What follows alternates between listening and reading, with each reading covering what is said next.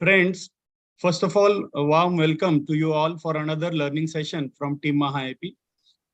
As you might be knowing, last year with Dr. Jay Bhandarkar sir and Dr. Samir Sadawarte sir, we Team MAHAIP started this amazing journey of MAHAIP Subspeciality Connect with the most learned people from our branch, with a great response in the form of viewership. Till now, we have covered almost all subspecialties, and all the inputs from the experts in these subspecialties will be useful for us in office practice to pick up various illnesses early, and also timely referral to these experts will lead to the decreased morbidity and mortality as well. Now today we will be covering pediatric rheumatology, and to enlighten us on these topics, we have two experts, one from Pune, Dr. Jitendra Oswal, and another from Bengaluru, Dr. Chandrika Bhatt. And to moderate this session, we have two gentlemen from Executive Board of MAHAIP, Dr. Sachin Patil from Yavatmal and Dr. Samir Sadawarte sir from Mumbai. Today's session, we have MMC have granted 1 point, and the MMC observer for today is Dr. Sachin Gaikwad, who is from Nasik, who is general practitioner in Nasik. And so now I request Dr. Samir Sadawarte sir to take us further in this episode. Over to you, Samir sir. Hi. Thanks, Dr. Amol. And today we are going to another subspecialty. So welcome, Ramakant sir, about the president from last 1 year. And we are continued with the mass subspecialty chapter from the last year, and it's a quite hit. And almost every month we are getting around 200 live people watch on the Zoom and around 500 on the YouTube. And by 24 hours, we get around almost thousands of more people. So quite a successful program. And thanks to the Amar Pawar sir and also to the R.D. Patil sir for giving us the opportunity to attend this program on the YouTube live also additionally. So for today's topic, we have with us once again with rheumatology chapter, and I will request our my co-secretary in Patil sir to go further ahead and introduce both of the speakers for today. Sir, Dr. Ramakant Patil sir will speak for few words. Okay, sorry. Dr. Ramakant Patil sir, please put some few words for us. Ramakant sir, please. I appreciate Samir's view that people are more interested in listening to today's luminaries.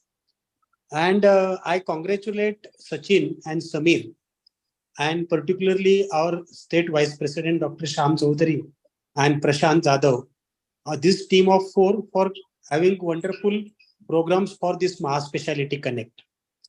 And friends, as rheumatologist Eric Bywaters have said, that rheumatology is the most recent branch which has been introduced into 20th century. It is the latest kid on the horizon, but it is detailing up to 900 years back. On the contrary, in 9th century, chronic arthritis in children has been documented. So even if rheumatology is a smaller branch, a latest kid on the horizon, but it is spreading its wings, and we know as children are not small adults, so we require a pediatric rheumatologist approach rather than a general rheumatologist or adult approach. And we have got our first generation rheumatologists, because rheumatology, pediatric rheumatology is very, very nascent branch, and we our zone also very 2-3 names are there. And after those 2 names, Dr. Jitendra Oswal, who has done pioneering work in Bharati Vidyapit for establishing this rheumatology chapter, is my close friend also, and very thorough academician and dedicated for his branch. And we also have got Chandrika on presenting these 2 cases. I congratulate once again Shyam, Prashant, Samir Sadawarte and Sachin Patil, and I welcome and thank Dr. Sachin Gaikwad for giving his time for consistently for last 4 programs. He is our MMC observer, and thank you. I really appreciate his dedication and attendance for every program. So with these words, I hand it over back to Samir for conducting the further proceedings. Thank you, Samir. Thank you, sir. And we'll straightforward go to the Sachin Patil sir. Sachin Patil sir, please introduce both the speakers for today. Yeah. Very good evening to all. Pallu ma'am, please share the slides. Our first speaker is Dr. Chandrika Bhatt ma'am. She is from Bangalore. She will be enlightening us regarding the recurrent fever, navigating the diagnostic maze. She is consultant pediatric rheumatologist in Rainbow Children's Hospital, Bangalore. She did her fellowship in pediatric rheumatology in 2016 to 18. And currently she is at Rainbow Hospital. Without wasting much time, we will go ahead with first session. And another speaker which is there is Dr. Jitendra Oswal sir from Pune. Pallavi ma'am, please share sir slide. Sir will be enlightening us regarding the juvenile JIA case-based learnings. Sir is from Pune, and regarding Jitendra sir, Dr. Ramakant Patil sir had given us idea by enumerating the sir's work in the rheumatology. So now I am requesting Dr. Chandrika ma'am to start their session. Sachin, before that, I will just like to mention here and recognize the presence of Dr. Vasant Khalatkar. And if he wants to say few words, and we will hand it over to Dr. Chandrika. Okay. Dr. Vasant also Dr. Srinivasan sir from USA also. After that. Wow. Okay. Thank you for hello. Thank you for giving me chance to say something. It's always a fight in between ID chapter and rheumatology. What this is whenever there is a fever of unknown origin, whose domain is. Definitely when we lose our confidence or when हम थक जाते हैं ID वाले, उसके बाद वो definitely rheumatologist के पास जाते हैं. This is always thing.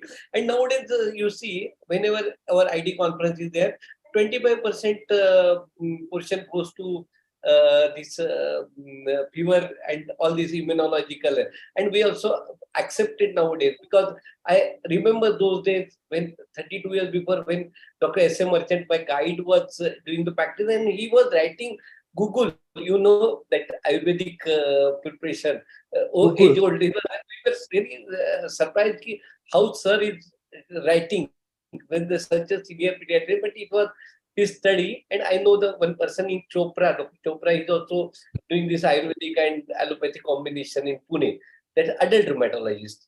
Jitendra must be knowing him. So that's going on. There is definitely, but it's an area of interest and it's really chosen. I know Chandrika, Jitendra, they are really very nice in all this subject. So once again, I welcome and thanks organizer and our today's all Prashant and everybody. Thank you, Ramakant. Thank you, Amol and Samir. Thank you. Few words from S. Srinivasan sir, who has joined from USA. Arey wow. Me? Why? I am a learner. So anyhow, being a former professor of head of the Department of Pediatrics in JIPMER, I think, of course, I have been saying, like, we have been listening to Koop Chandani right from those days, you know. We have been listening to him, and subsequently, you know, we never miss an opportunity to learn rheumatology from stalwarts. And of course, I know Chandrika, but how efficient and how wonderful her talks are there. So it's nice that I am there with you people today. Thank you so much for allowing me to be here. Thank you. All the best. Thank you, sir. Thank you, sir, Over for to you, your Chandrika ma'am. Yes. yeah, kind words.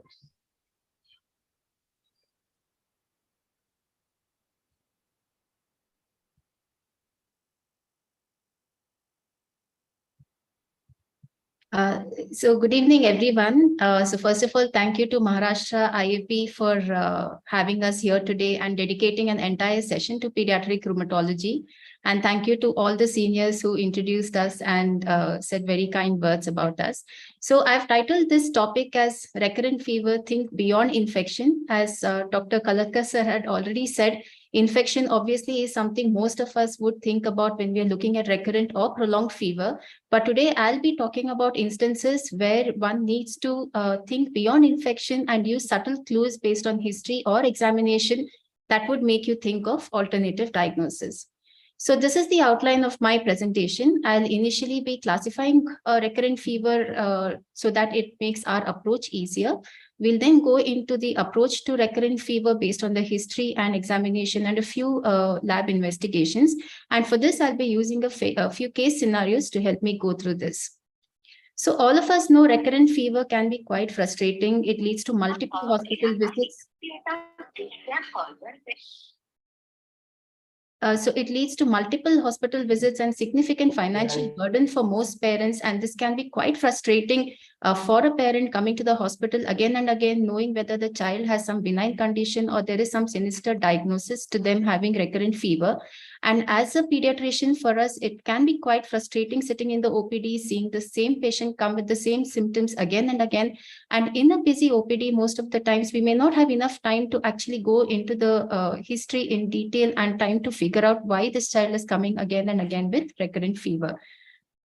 So before we go further, what exactly is recurrent fever? So if a child comes with 3 or more episodes, so this is the cutoff one needs to remember, any child presenting with 3 or more episodes of what we say unexplained fever, there should be no focus of infection and no obvious diagnosis to explain these episodes of fever.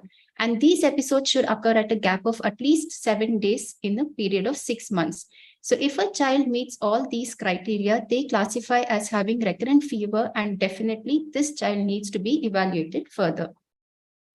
So to make it simple, these are a few baskets I would suggest trying to fit every child that you see with recurrent fever into.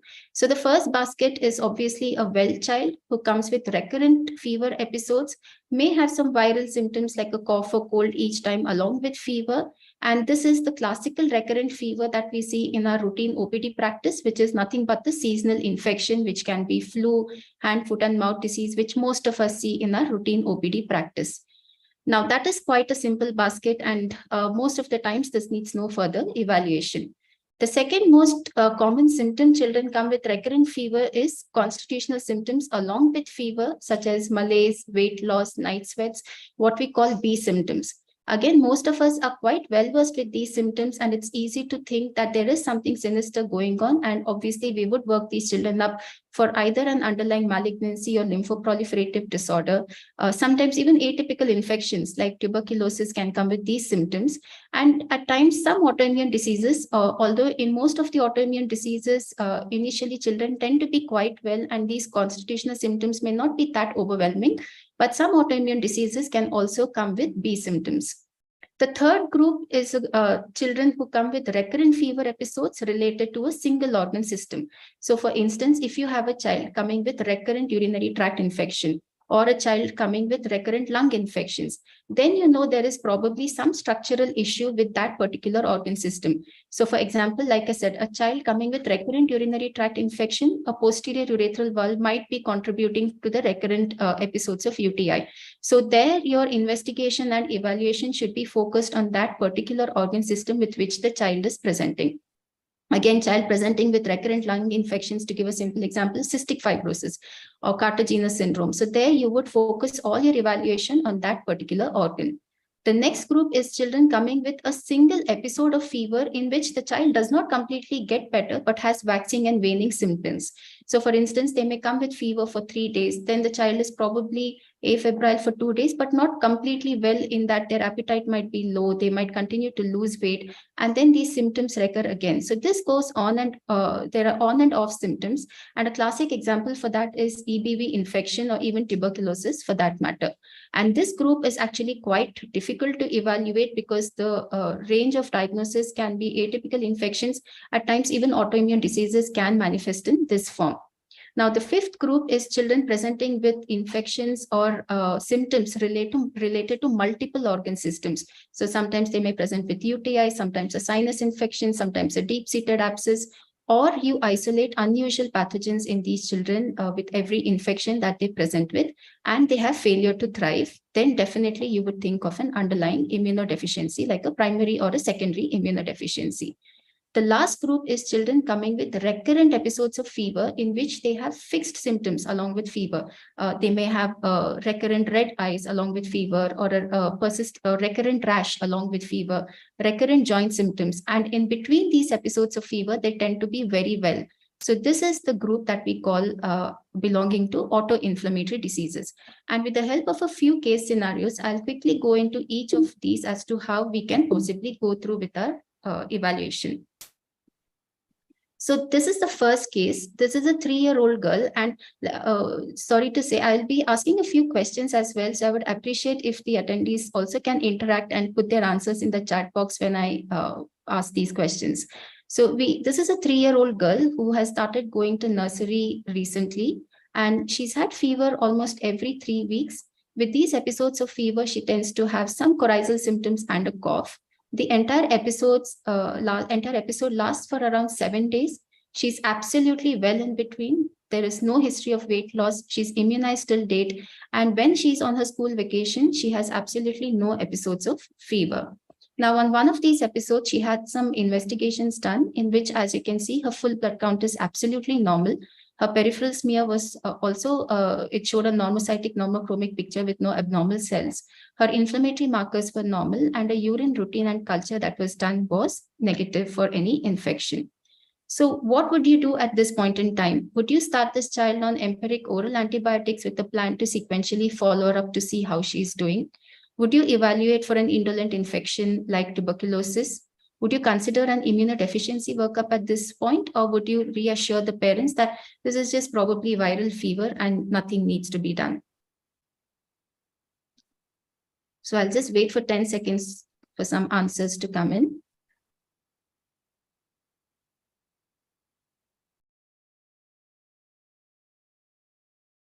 So I think there are a few answers coming in, and most of them have said D. So exactly. So this is the first basket that I was talking about, where you have a well child who's coming with fever, and otherwise the child is well. They may have some seasonal symptoms like a cough or cold. So this is nothing but recurrent viral fever. All you need to do is reassure parents, maybe speak about immunization regarding seasonal vaccines like flu, and look into seasonal allergies that the child may have, but nothing more needs to be done in this group of patients. Now, moving on to the next case. So this is a 4-year-old boy who came with a history to us. So he presented to us in 2018. So he came to us with a history of fever episodes for almost 2 years. So when we went into the history, this boy has had fever almost once a month, and each episode of fever lasts for around 7 days. So this is quite significant. Every month, this child has missed his nursery because of the significant fever episode that he has had. Now, on a couple of occasions, he's been evaluated extensively. They've done a chest X-ray where there was some homogeneous opacities, but nothing very convincing for a consolidation, but was labeled as having LRTI twice in the past 2 years. On one occasion, his urine grew E. coli, which was a sensitive bug. So there was an avid focus of infection on one episode. Otherwise, occasionally he's had some cough and cold, but nothing very significant, and no other focus during these episodes. I've put up a graph in 2017 of this child's fever episodes from January to December. And you can see every month this boy has had fever, minimum of 1 day to at least 7 days each and every time. Now, in terms of his growth, his weight is between the 3rd and 10th centile, and his height is on the 10th centile. So although he does not have obvious failure to thrive, he's not someone who's doing very well either. He's immunized for age. He has had no adverse reaction to his vaccines, and he's the first child born to a non-consanguineously married couple. So he was then evaluated on a couple of occasions, like I said. So what was significant on 2 or 3 occasions when he had his blood work was that his hemoglobin was on the lower side at 9.3. His full blood count and platelet count was normal. His inflammatory markers were elevated, you can say mild to moderate elevation, with a CRP of 45 and ESR of 66. His urine culture, like I said, grew E. coli once. Now, because he had so many episodes of fever for 2 years, he had been to multiple pediatricians, and this boy came with a huge file to us. So they had already done a PID panel in which his secondary immunodeficiency workup with HIV was negative. His lymphocyte subset assay, immunoglobulin profile, and his NBT test were all normal. So what do you think would be the most appropriate next step in this child? Would you reassure this family with a close follow-up, because he does not have significant failure to thrive, although he's not growing very well, and tell them each and every episode you would probably see this child and decide what is to be done on an episode-to-episode basis? Would you think of repeating a PID evaluation to see if something has changed along the course of time? Would you screen for indolent infections like EBV, tuberculosis? Or would you tell the family that this might be a periodic fever syndrome and to consider genetics at this point in time?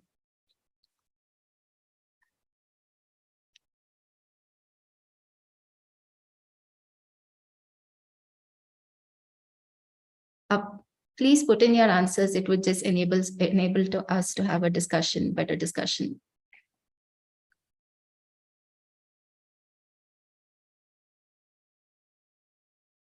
So I'm having a few answers come in, and most of them seem to be going for answer C, which is screen for indolent infections. So I'll not give you the answer right now, but this child's working diagnosis when he came to us was that it might be a periodic fever syndrome, and the parents were advised to give him intermittent naproxen during fever episodes. Now I'll just park this case for a minute and go to another case. So this is a 4, and I'll come back to this case subsequently. So this is a 4-month-old boy who came to us with a history of fever for 5 days, very high grade spiking temperatures. Again, this child initially had no obvious focus of infection, in the sense he had no cough, cold, nothing else to suggest an underlying infection. But when we went into his past history, although he was just 4 months, he had a history of BCG abscess at birth. He had a significant pneumonia on day 22 of life. And the parents showed us the X-ray. He had a significant lobar consolidation, for which he was given IV antibiotics, in fact, for 14 days, after which he recovered completely. And the umbilical cord separation had occurred on day 7 of life, which was fairly normal. Now, his weight was 5 kilos for a birth weight of 2.9 kilos. He was exclusively breastfed and he was thriving well. He was the second baby to a non-consanguineously married couple. So when we evaluated him further, as you can see, his blood work, his full blood count was fairly normal, apart from a borderline low hemoglobin and elevated WBC count. Now his inflammatory markers were very high. His CRP was 170, ESR was 75, and albumin, which is a negative inflammatory marker, had started going down. His urine culture grew E. coli ESBL, which was a catheterized sample. So the focus was an infection and an underlying UTI that this child had. But what was concerning is that this child at the age of 4 months had already had quite a few significant infections, which prompted us to do a complete immunodeficiency workup. So we sent his lymphocyte subset assay, which was normal. And when we worked him up for chronic granulomatous disease, you can see his NBT and DHR was significantly reduced. His DHR was only 10% and his immunoglobulin profile was normal. So this child obviously had a diagnosis of probable chronic granulomatous disease, which had to be confirmed with genetics. Now, why am I discussing these two cases together is because the first child I described, the 4-year-old boy with recurrent fever for 2 years, was actually the older brother of this boy. And once we saw this child is when the mother told us that my elder child also has issues with recurrent fever for the last 2 years. So if you remember, the first child had only a NBT done as a part of his phagocyte function assay. He did not have a DHR. And now NBT can be quite tricky because it is quite subjective. If you have a very well-trained lab personnel who knows how to read the NBT test, then it is fine. But if not, it is prone to a lot of error in reading. Whereas DHR is a more objective test. It does not depend upon the skill of the lab personnel. So we repeated this child's PID panel again. So we essentially sent his NBT and DHR. And this time what we saw was both were actually significantly reduced even in the older child. We then sent genetics for both of them, which confirmed the underlying diagnosis of chronic granulomatous disease. And subsequently, the younger child was taken for the transplant, and the second one is in line for a stem cell transplant. So this child, the elder sibling, also actually had chronic granulomatous disease. Now, all of us know the 10 warning signs of primary immunodeficiency. So if you have a child who comes with 4 or more ear infections, 2 or more sinus infections, 2 or more deep-seated infections, or a child who's taking very long to clear infections or needs antibiotic for more than 2 months with failure to thrive, we all know this child probably has an underlying immunodeficiency. And this chart that I put up is a very good ready reckoner to have in our OPD, because many a times we may not actually think about an immunodeficiency when we're seeing children come with an infection, but it's always good once in a while to look back upon this chart to decide which child needs to be evaluated further. So this is the basic screening protocol that we use to screen children if we suspect an underlying immunodeficiency. First of all, HIV always needs to be ruled out in our country. Apart from that, we do a full blood count with a differential count, mainly with the intention to look at the lymphocyte numbers, because sometimes in children with combined immunodeficiency, which is affecting the T cell pathway, the lymphocyte count can be quite low, but not always. Immunoglobulin profile, again, to look at IgG, IgM, A, and E is also quite helpful. And then based on the pathway that you're looking at, whether the innate immunity or the adaptive immunity is what you're thinking is affected, you can further streamline your test based on these pathways. So if you're looking at the phagocyte function, obviously, like I said, DHR is always better than an NPT. At least do both of them together, if not one of them. For complement, you can look at individual complement components. For adaptive immunity, we can do T cell subset, like I said, and antibodies in the form of immunoglobulins. But some immunodeficiencies, immunoglobulin levels may be normal, which is why vaccine responses are much better than just looking at the total quantitative immunoglobulin profile. Now, based on this, you can decide on doing further molecular tests or sending genetics.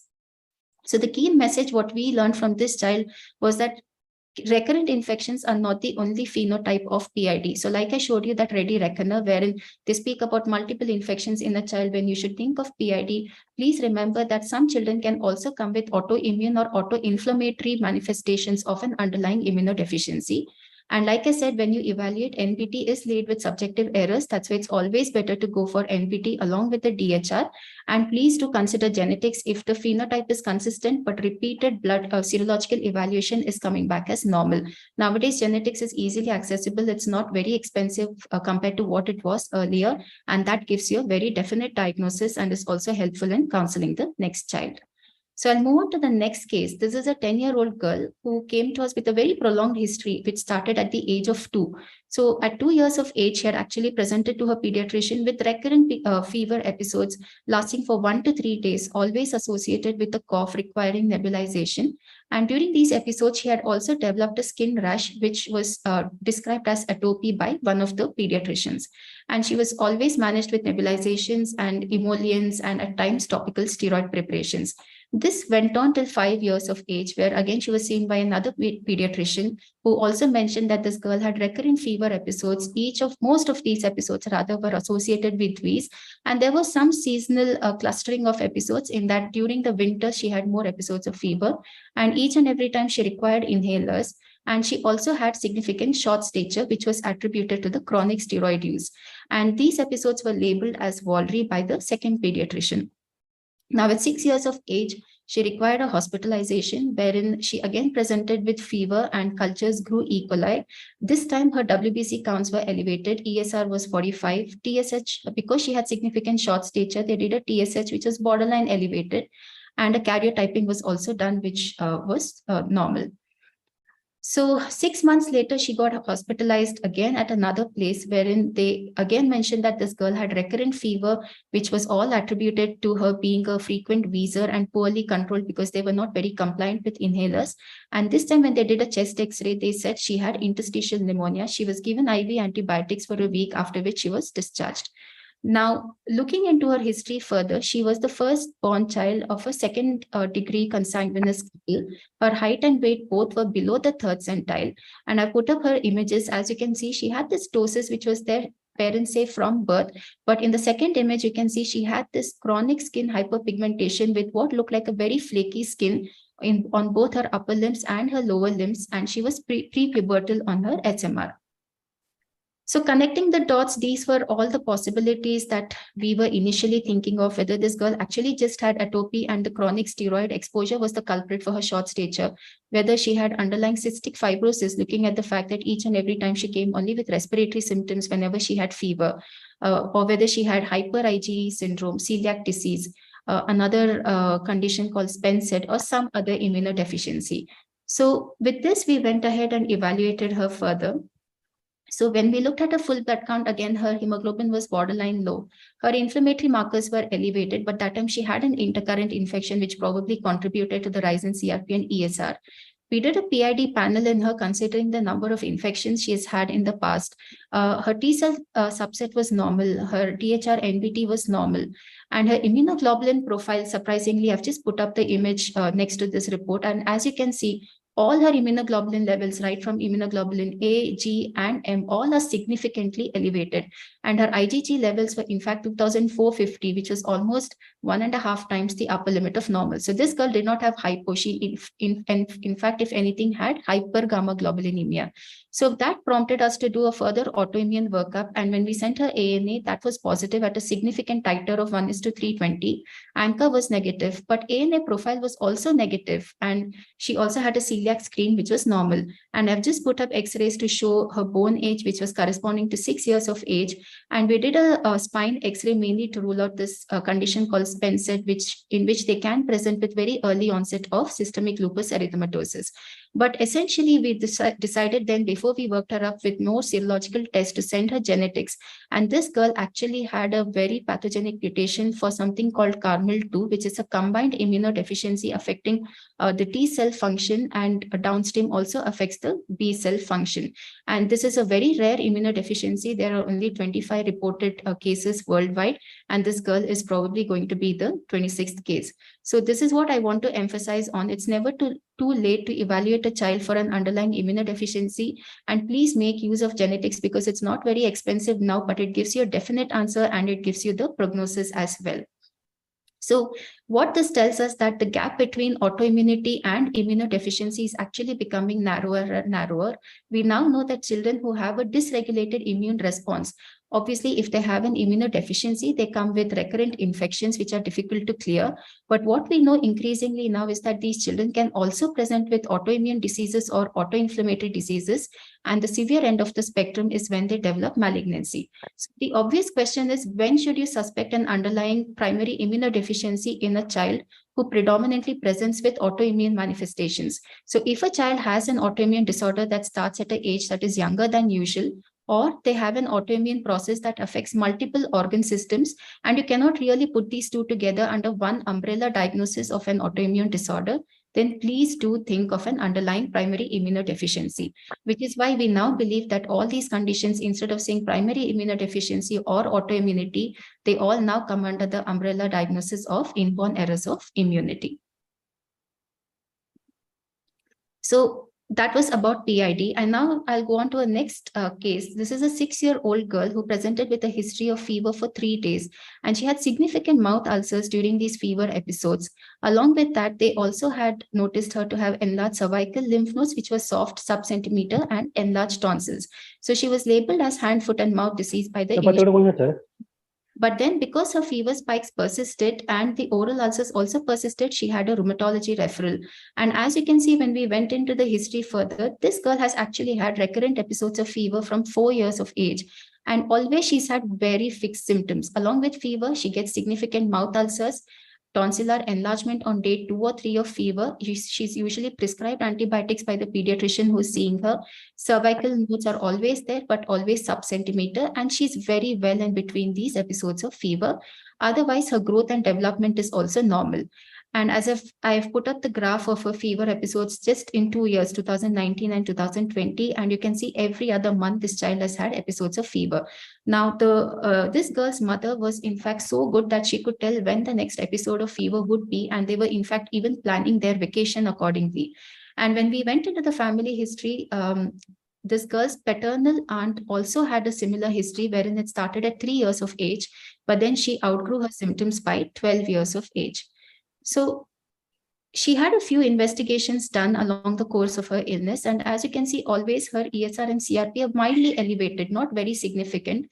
And full blood counts are usually normal with no elevation of WBC count even. Blood smear done was normal, normocytic, normochromic, no abnormal cells. And her blood and urine cultures done thrice were all sterile. So I'd like to ask the audience, what do you think is the diagnosis here, and what would you do next? Would you check this girl's HIV status considering the number of times she's come with fever and oral ulcers?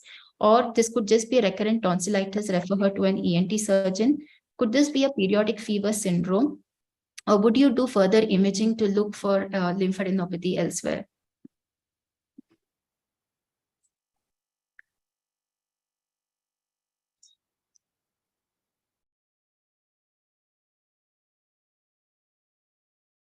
So I think most of the answers are hinting towards considering a periodic fever syndrome, and that's absolutely right. So this girl actually has a periodic fever syndrome called PFAPA. So PFAPA is a polygenic periodic fever syndrome. So usually you wouldn't have one genetic test that gives you the answer. We still do genetics to rule out any monogenic autoinflammatory disease. And PFAPA stands for periodic fever after stomatitis, pharyngitis, and cervical adenitis. So with this girl, we initially tried naproxen at the onset of fever subsequently, but because she did not respond, we then suggested a tonsillectomy, after which she was completely fever-free.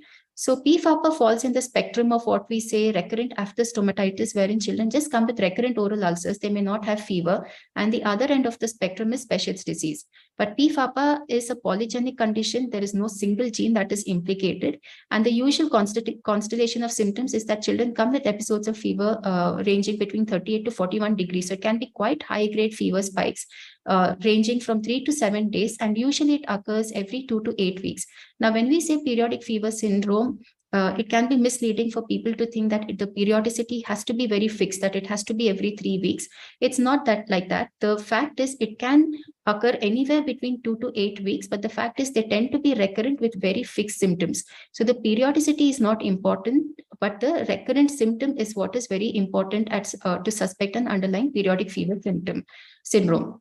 Now, in PFAPA, like I said, they have very significant aphthous ulcers, but they're not very large or painful. They might have 1 or 2 aphthous ulcers that tend to just settle down with symptomatic medication. Some of them can have pharyngitis with exudates on the pharyngeal wall, prompting most of us to prescribe antibiotics.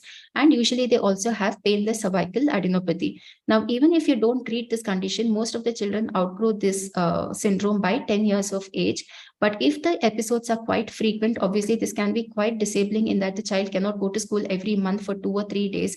And even for parents nowadays, both parents are working, it can be quite disabling for them. So to abort an attack, you can use NSAIDs like naproxen or ibugesic, or at times, even just giving a single dose of steroid on day 1 of fever just aborts the episode completely. But the only issue with this is that the number of, the frequency of episodes tends to increase when you use steroids, which is why we generally prefer using NSAIDs to abort an attack. To prevent these episodes, you can use colchicine or cimetidine, which has worked very well in a lot of children. But also, interestingly, what we have seen is that in these children, when you do a tonsillectomy, it literally aborts these episodes. And some of them, it may not abort completely, but it reduces the number of episodes quite significantly. So moving on to the next case. So this is a 5-year-old girl who's come with a history, a 10-year-old girl who's come with a history of fever for 11 days. And along with fever, she's had a history of pain, abdomen, and vomiting. Now, this girl came to us during the pandemic. And she also had significant myalgia and neck pain and a very erythematous, lacy sort of rash on her abdomen and trunk. I'm not sure if it's projecting very well, but this is the sort of rash that she came with. So her initial lab showed an elevated WBC count of 25,000. Her CRP was elevated at 225, and so was her ESR. OTPT was normal, her albumin was also normal, and her COVID serology was positive. And because she came during the pandemic, the most obvious initial diagnosis was probable MISC, and this girl was then prescribed IV methylpred at 2 milligram per kg. Now, during the COVID pandemic, every child with MISC in our hospital was given a rheumatology referral. But when I went into the history further, this girl has had the same symptom right from 5 years of age. She's had fever lasting for approximately 2 weeks each and every time. And she's had the same neck pain along with these episodes of fever. On a couple of occasions, she's been treated for a occult infection like enteric fever. Blood cultures were always negative. And parents say that she always needs antibiotic for 2 weeks to recover from these episodes. So roughly, she's had these episodes once in every 1 to 2 years. And if you look into her family history, her mother's brother, and their mother, the grandmother, all of them have had the same symptom. And each one of them has had a different age of onset between 10 to 15 years. And in fact, this girl's uncle was being evaluated for some sort of vasculitis in Hyderabad, and they had started him on immunomodulation.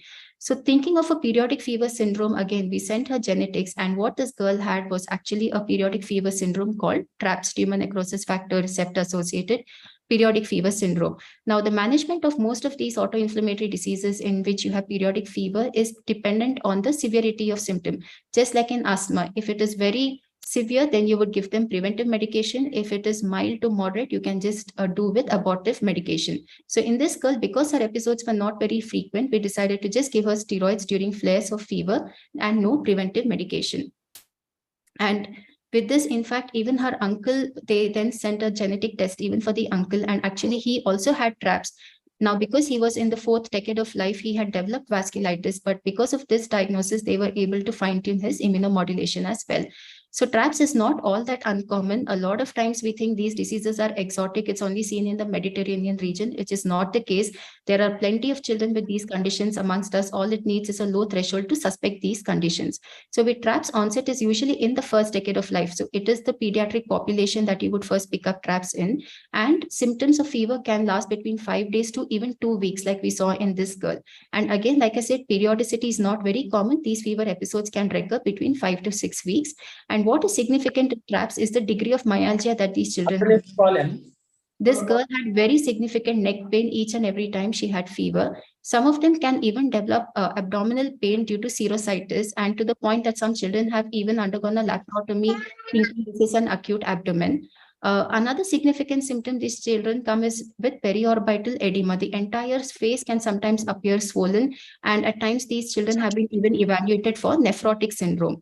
Again, the rash is very, very prominent in TRAPS. It's a red patch of skin, maculopapular rash, non-itchy, and it does not spare any part of the body. And you would notice very high inflammatory markers during these episodes. Now, the problem if you don't recognize these conditions and treat them with preventive medications, if they're very frequent, is the early onset of renal failure due to amyloidosis. So this girl's grandmother at 50 years of age had developed chronic kidney disease and was undergoing dialysis simply because they had not picked her up as having TRAPS, and this could have been prevented. So again, aborting an attack can be done with NSAIDs like naproxen or steroids. And preventive medication for TRAPS, usually you need IL-6 or IL-1 blockade. Anti-TNF also works in some children, but colchicine in some instances does work, but not as effectively as in PFAPA. And these are just some images of the rashes that you can have in TRAPS. You can see they're very prominent, striking erythematous maculopapular rashes, and it can affect any part of the body. So this is how we generally suggest looking for periodic fever syndrome. Any child who comes with recurrent fever, obviously exclude infections and malignancies based on constitutional symptoms. But if there is a periodicity or a fixed symptoms along with every episode of fever, then you would consider an underlying periodic fever syndrome. And this is the criteria that we look at for thinking of an autoinflammatory disease in any child you look at in your busy OPD. So if a child comes with recurrent, unexplained, non-infectious fever episodes, each of more than 3 in number, like I said, that is the cutoff for recurrent fever 2. And most of these episodes tend to be high grade, more than 101 degree Fahrenheit. And each episode has a predictable pattern or a characteristic course. So in fact, the parents will tell you the symptom very prominently, that each and every time my child gets fever, they have a fixed symptom of joint pain, joint swelling, abdominal pain, periorbital puffiness. And please, that's why always listen to the parents and go back into the history to know if the child has had these symptoms in the past as well. Sometimes these episodes can be triggered by vaccination or even cold weather. And this is something we characteristically see, that many parents say, my child cannot tolerate a vaccine. They tend to get very high-grade fever spikes. Please don't disregard them. Please look into the history, because that may be the clue to an underlying autoinflammatory disease, or if there is a significant family history of early onset amyloidosis or autoinflammatory disease. So if a child has any 2 of the following 5 criteria, please think of an underlying periodic fever syndrome. So moving on to the, I think this is my last but one case, 13-year-old boy who came with a history of fever for almost 3 weeks to us, initially low grade and then crossed 100 degree Fahrenheit for the last 5 days. He had a significant rash on his limbs and face prior to referral. He had a urine routine done as a part of infection screen, which picked up a lot of RBCs. Urine cultures did not grow any organism, but he was still started on oral antibiotics and referred as probable UTI. So when we went into the history further, he has had a history of fever for the last 3 months, each episode lasting for 5 to 7 days. He's had significant joint pain, but no joint swelling. So what we call polyarthralgia affecting going on for the last 3 months. And there has been a weight loss of 2 kilos. So this boy also came to us during the pandemic. And despite not going to school, being at home most of the time, he had lost 2 kilos of weight and there was overwhelming fatigue. So this boy was attending online classes, but after every class, he would take a break of 1 hour. He would go to sleep and then resume his classes again. So that is the degree of fatigue that this child had. And when we examined him, you can see there was this rash, erythematous rash on his cheeks and a few non-blanching spots on his limbs. He had a few ulcers on his palate. Now, they were painless ulcers. That is why they never reported this to us in the history, but there was no arthritis on examination. So what do you think is the next step in this child? Would you give him a trial of IV antibiotics? Would you screen for parvovirus infection because the rash appears like slapped cheek, has a slapped cheek appearance? Would you proceed with evaluation for an autoimmune condition, or would you think of an underlying lymphoproliferative disease with all the constitutional symptoms that he has had?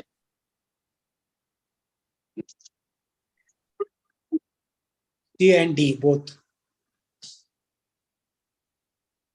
Okay.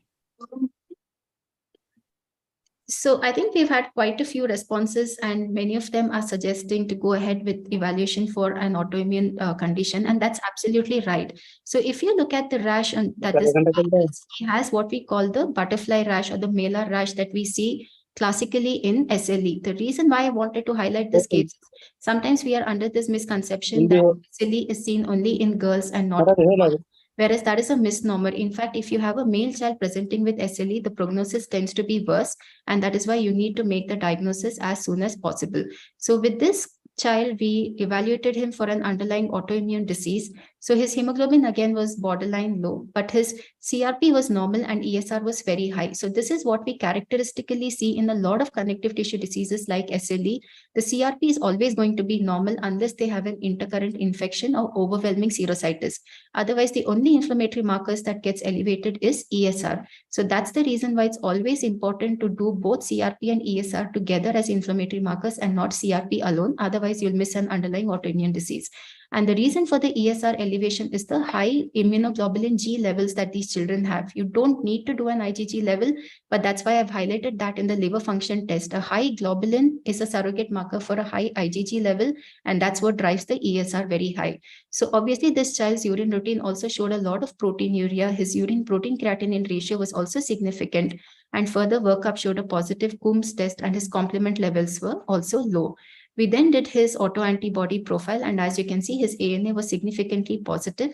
So was the ANA profile, and renal biopsy showed class 3 and 5 nephritis. So this boy actually had SLE. Now, this is the classification criteria that we routinely use for the diagnosis of SLE. But what I would like to highlight is that please do not rely on classification criteria for diagnosis.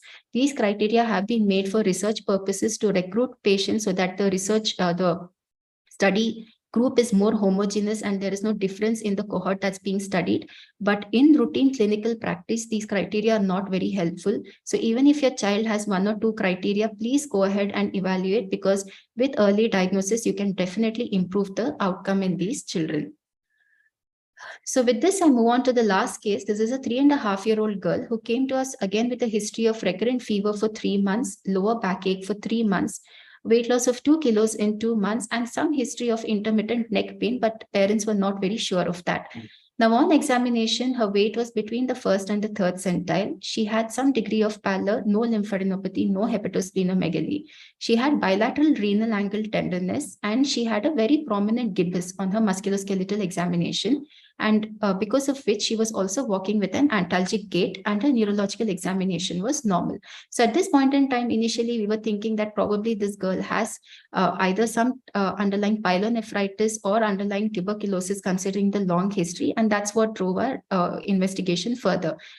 But pre-referral, when we looked at what this girl had gone through different sets of evaluations, so she had a full blood count, which was normal. Her ESR was also normal, and vitamin D levels were low. Now, this girl had had a road traffic accident 3 months prior to presentation.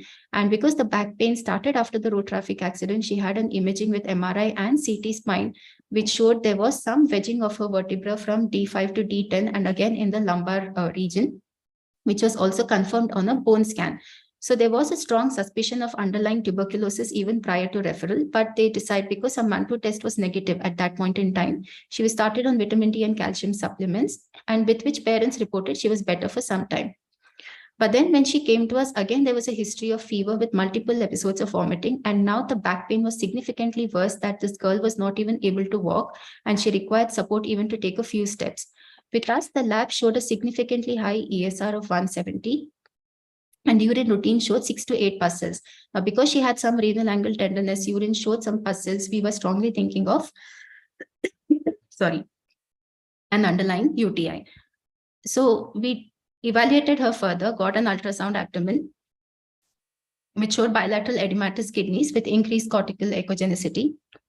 Again, saying that this girl probably has underlying pyelonephritis. She was started on IV antibiotics and hyperhydration. Alongside this, because of the history of wedging of vertebra, we got an endocrine and ortho opinion. They suspected metabolic bone disease. And to coincide with that, her calcium levels were also very high. So she had a parathormone workup done, which was low. So a lot of things to suggest metabolic bone disease. Now, because we were also thinking of tuberculosis, we decided to repeat her TB workup. We did a Mantoux test, which was negative. GL and urine AFP was negative. Gene expert was also negative. And as a part of workup, we got a chest X-ray done. Although this image is not very good, what actually this showed us was that this girl had significant lytic lesions in the upper end of the humerus. So with this report, we then went ahead with the bone marrow examination. And actually, this girl had 90% plus on the bone marrow examination. Now, the reason I put up this case is to re-emphasize that children with malignancy, if they present with musculoskeletal symptoms, they may not have cytopenia. So don't wait for cytopenia to think of malignancy in a child with recurrent fever. Lower backache in any child under the age of 6 is a sinister symptom because children under the age of 6 cannot point to the lower back to indicate pain. And if they are, that definitely needs to be evaluated very carefully. And bone marrow obviously is a very vital tool in the evaluation of recurrent fever, not just to rule out malignancy, but you can also send the sample for cultures to look for indolent infection.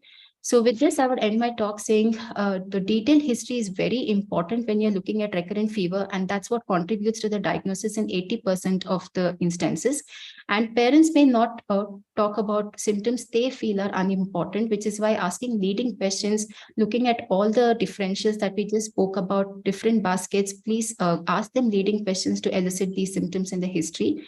And only baseline tests are needed to suspect possible etiology. So just a baseline CBC, liver function test, CRP, ESR, and a urine routine can give you a lot of information. And it's always better not to use steroids until you're sure which pathway at least you're looking at, so that you don't mask symptoms by giving steroids early on. And many a times this takes a lot of perseverance. You may need 4 to 5 episodes of fever to ultimately know what the diagnosis is. And at times it may be hard to convince the parents, but it's important to persevere nevertheless. With this, I would like to end my presentation, and I'm happy to take up any questions now or later. Thank you, Chandrika Bhatt ma'am, for a so vast but more of informative lecture. Right now there are no questions, so we will go ahead with the next topic. Now I request Dr. Jitendra sir for please start your session. That is the JIA case-based learning.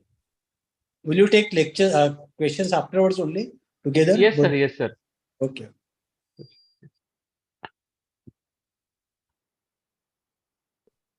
Very good evening. Thank you very much, Dr. Samir, Dr. Amol, and Dr. Ramakant Patil for inviting me this evening to talk on juvenile idiopathic arthritis.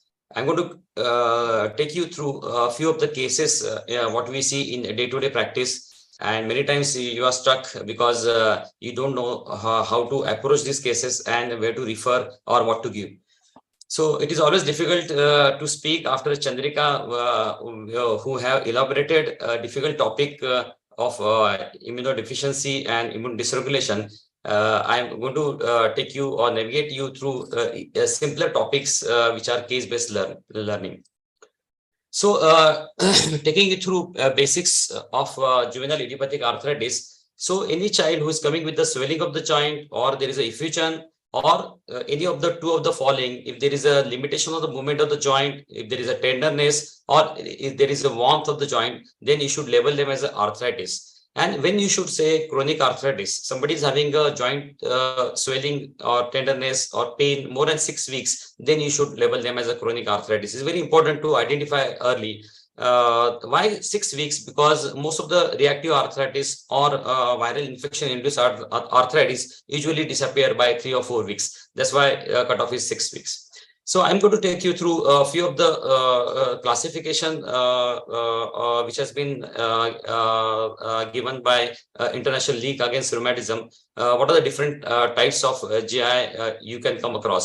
So first is oligoarticular GI, where there are 4 or less than 4 joints are involved. Polyarticular GI, when 4 or more joints are involved. Enthesitis related arthritis. So what is enthesis? So enthesis is a site of insertion of tendons, capsules, fascia, ligaments over the bones. That's called as enthesis. And inflammation of this site is called as enthesitis. And along with that, you can have a peripheral arthritis. That is a terminology called as enthesitis related arthritis. Then psoriasis plus arthritis is a psoriatic arthritis. As a pediatrician, we come across fever of unknown origin, and one of the differential diagnoses of fever of unknown origin, which is lasting more than 2 weeks, it may be a systemic juvenile idiopathic arthritis. And the last one is undifferentiated arthritis, when the patient's profile does not fit into one of the above categories or fits into more than one category, then you should label them as a undifferentiated arthritis. So a little bit about pathogenesis, why it is important to know pathogenesis, because the treatment and ultimate prognosis will depend on the pathogenesis. So what happens is there is an immune stimulation in the patient's system because of idiopathic cause. Many times it is a post-infectious. And that immune stimulation causes autoinflammation against the synovium, and there is inflammatory reactions at the synovial in the synovial joint, and there is a lot of inflammation which is going on there. Because of that, it gives rise to synovial hypertrophy, and at the same time there is a angiogenesis. There is a lot of edema. There is a lot of synovial fluid production, which gives rise to warmth, gives rise to pain. So what is important is basically till the time this inflammation, that is the inflammation which is called as pannus, which restrict over the synovium, that is good thing. But over a period of time, what happens, this pannus will spread over the articular cartilage, and it will damage the articular cartilage, and if persists, it will erode the bone and cause a bone damage there. So ultimately child will have a chronic arthritis, and at the same time will lose will damage the bone and lose the function of that particular joint. So before this happens, I think we need to identify early and treat early to prevent the complication of joint damage. So I'm going to take you through a few of the cases and how to identify, how to diagnose and ultimate treatment of this one. So the first case is 6-year male, history of bilateral knee swelling and pains going on for 6 weeks. However, the pain intensity is mild to moderate. There is history of joint stiffness in the morning. Was treated with naproxen, but not much relief. You can see both the knee joints which are swollen. You can see synovial hypertrophy there. They are tender to touch. There is warmth and there is a effusion in the both knee joint. When we check his eyes, the eyes by slit lamp examination showed anterior uveitis. You can see the irregular margining of the iris. This is because of inflammation of the iris. Her investigations revealed the inflammatory markers were normal, very important, except CRP, which was slightly elevated. As that's the reason we do both together, ESR and CRP, in all the cases of arthritis. And anti-nuclear antibody was positive. So what is the importance of anti-nuclear antibody is many of these children who has got arthritis, anti-nuclear antibody positivity is associated with development of chronic uveitis. So he was diagnosed as oligoarticular GI because only 2 joints were involved and associated with anterior uveitis. He was treated with a local steroid drops. Oral steroid was given for 1 to 2 weeks as a bridge therapy till the methotrexate, that is a disease-modifying anti-rheumatic drug act. So he was given injection methotrexate 10 mg per meter square subcutaneously every weekly, along with folic acid 400 microgram to prevent the side effects of methotrexate. And 4 weeks later, 4 weeks later, the joint has gone into complete inactivity. That is called as remission. Hence, the steroids were tapered and stopped. However, during the COVID time, he defaulted for 6 months, and then there was again a flare in the both knee joints. However, this time there was no uveitis. So here we decided to give intra-articular injection. So triamcinolone acetonamide is intra-articular, is a preparation to be given intra-articularly in the knee joints. And this is basically to achieve remission in isolated joint very fast. So this child could achieve the remission within 2 weeks. However, we started methotrexate again because he had a past history of uveitis, and we could achieve the remission in this child in 3 months. Moving on to case number 2, she was a female, adolescent female, 13-year, history of right wrist swelling since 3 months. However, the history is going on for last 1 year, and in fact, she has undergone a synovial biopsy, which was suggestive of proliferative synovitis. However, she was RF positive. ANA was negative, inflammatory markers were normal. So what is interesting is adolescent female having only single joint and RF positive. So we classified her as undifferentiated juvenile idiopathic arthritis because of a oligoarticular presentation and RF positivity. So here she received intra-articular injection. The wrist joint normalized within 2 weeks. However, she flared in the same joint 4 months later. So at this point of time, we started methotrexate, which is the DMARD, to be given subcutaneously, and we could achieve remission in this wrist joint at the end of the 2 months. And she could maintain the remission for 2 years on the subcutaneous methotrexate. And here we decided to taper the methotrexate because she was in remission for 2 years. However, during the tapering period, immediately after 1 month, she came with a complaint of difficulty in opening mouth. However, there is no history of pain there. And you can see on clinical examination, there was a jaw opening which was restricted. Normally, you should be able to put your 3 fingers in your mouth when you open it. But here, 3-finger test was failed, and she was able to barely put 2 fingers in the mouth. And there was a associated mild TMJ, that is temporomandibular joint tenderness was there. So here we diagnosed her as a TMJ arthritis, and she undergone the radiological evaluation, and both the CT and MRI has shown that there was both TMJ arthritis, TMJ synovial thickening, and bone marrow edema of the right condylar area. So here the child received intra-articular, that is an intra-TMJ steroid injection by our dental department. And here we decided to increase the dose of methotrexate to 15 milligram per meter square. Over a period of time, between 3 to 4 months, her jaw opening normalized. You can see full jaw opening, and she could now put all 3 or 4 fingers in the mouth. What is peculiarity of TMJ arthritis? There is a low sensitivity of joint pain in TMJ arthritis because at the same time, there are no clinical findings in the TMJ arthritis in the early disease process. So it is very important to check for TMJ arthritis in all children who has got a polyarticular GI, because there is a high risk of TMJ arthritis, especially in rheumatoid factor negative children during the course of illness. Moving on to case number 3, again a female child, 7-year, history of mild to moderate fever since last 2 to 3 weeks. She had a pain and swelling of the both wrist, knee, ankle.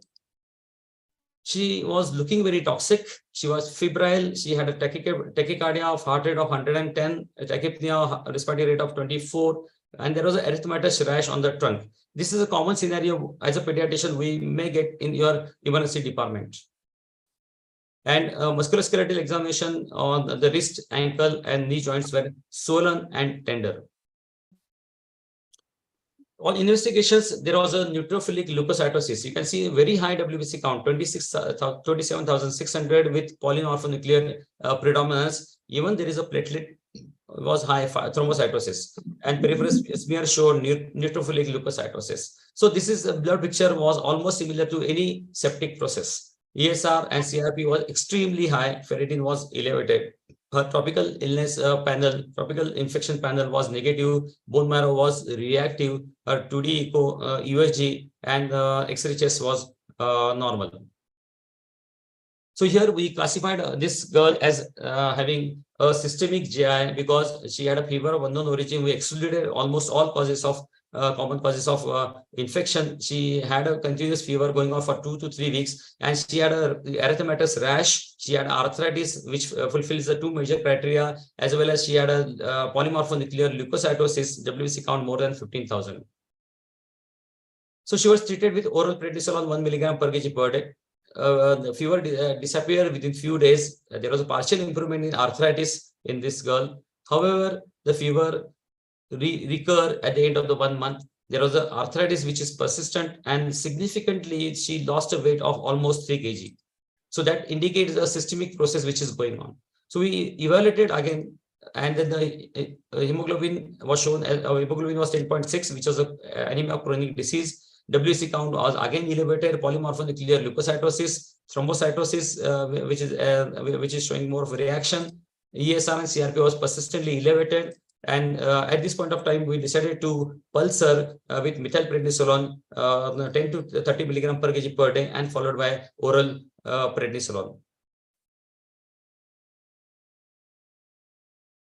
So what are the response to steroid? So there was no respite from the fever and arthritis. So here at this point of time, we consider steroid refractory systemic GI and started on biological, that is the injection. Tocilizumab is a monoclonal antibody which is now available as subcutaneous preparation to be given 162 milligram, is IL-6 inhibitor, and this child received weekly injection tocilizumab during the course of the time.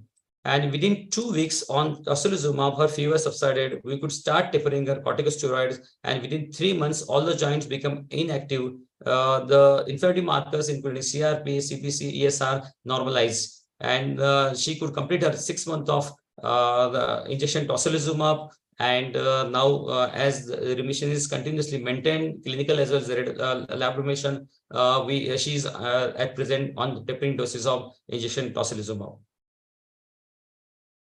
There are a few other cases of systemic GI. This is a boy who is 10-year-old, not diagnosed in time, and presented to us after 4 or 5 years of illness. And you can see there is already ankylosis of the cervical bones, and showing us bony fusions of multiple vertebrae along the facet joints and transverse processes. So what is important is basically early diagnosis and very aggressive treatment will be required in children with a systemic GI to prevent bony ankylosis and ultimately fusion, and preventing the long-term morbidity and mortality in these children. Another boy, very interesting, presented at 13 years of age to us, and he had a history of systemic GI starting from 5 years of age. He received many years. He received corticosteroids. You can see hirsutism. There is a along with that he received methotrexate, thalidomide, cyclosporine, and lately intravenous tocilizumab. And you can see extremely vested child because of the persistent systemic activity. Generalized osteoporosis, and very interesting is basically you can see erosive arthritis of the both hip joint and bony ankylosis, and almost you can see the head of the femur is fused with acetabulum, and now this joint requires this child requires a hip replacement.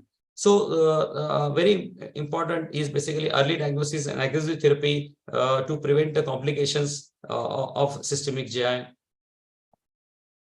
Moving on to case number 4, again a female, 10-year adolescent female having multiple joint swellings is going on for the last 5 to 6 months. There is a history of morning stiffness, and you can see there are 5 joints involved, both the wrist, right knee, and both the talar joints which are involved. So we diagnosed her as a polyarticular GI, and her inflammatory markers were elevated. Her RF was positive, so she is a polyarticular GI, RF positive.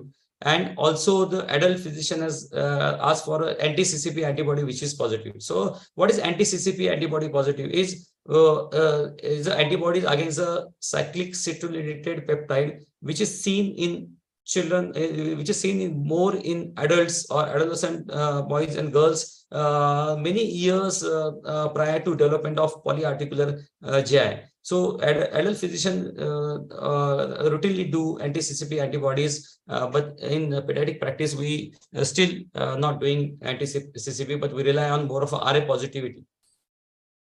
So this child received the brief course of prednisolone for a couple of weeks, started with methotrexate subcutaneously.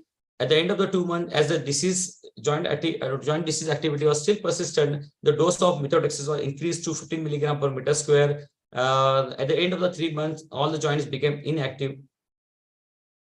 We could maintain the remission on methotrexate weekly doses and then started tapering methotrexate. Remember, this is a child who has got a polyarticular GI, which is RF positive, which is known to be more aggressive disease, and outcome is variable. Within 3 months, the disease flared. So we have to start again a full dose of methotrexate, and a short course of corticosteroid was given here. So the learning point is nobody knows how long to continue DMARDs in children who has got a RF positive polyarticular GI. We do try to reduce the dose and taper, but if they flare, anyway, you have to go up again on the same dose at where the remission was achieved. Moving on to case number 5, again the female child, 8-year-old, multiple joint swelling, pain since last 4-5 years. And you can see multiple joints which have been involved. She has been treated intermittently with steroids and homeopathic medicine. You can see extremely wasted child, micrograthia because of a TMJ joint arthritis. The mandibular development has not occurred or arrested. You can see both the knees which are swollen. Already the flexion contractions of the wrists which are irreversible. Very interesting. You can see generalized osteoporosis of both the knee joints. There is hardly any knee joint spaces remaining. In fact, both the knee joints are almost fused. This is arthrodesis. So this girl will require a knee joint replacement. So her RF test was positive. So it tells you that it is a very aggressive disease, and erosive arthritis and ankylosis are the ultimate outcome. She had an anemia chronic disease. Inflammatory markers were not much raised in this child. We did treat her with methotrexate oral corticosteroids, but then we realized it is a burnt out disease and extremely poor prognosis in this child. Next case is a 12-year adolescent boy. Now you see most of the previous cases were girls, and this is an adolescent boy presented with a history of left hip pain going on for almost 6 to 8 weeks. Recently, he started having a pain in the left feet. However, pain aggravated after walking. There was no morning stiffness here. It's an interesting finding here. You can see left tendo-Achilles, the insertion of the left Achilles is not is swollen there as compared to the right side. At the same time, on clinical examination, the head of the metatarsal of the left foot was tender. That indicates the plantar fasciitis, and he had a tarsal bone involvement pain there. There's a tarsitis. The evaluation of left hip showed internal external rotation was painful, and there was a tenderness over the left sacroiliac joint in the joint. So we classified this child as an enthesitis related arthritis. What was the enthesis involved in this child? The tendo-Achilles and plantar fascia was involved, and what are the joints were involved? Sacroiliac joint and tarsal joints were involved. So these are the various enthesial sites you are supposed to examine a child where you suspect an ERA.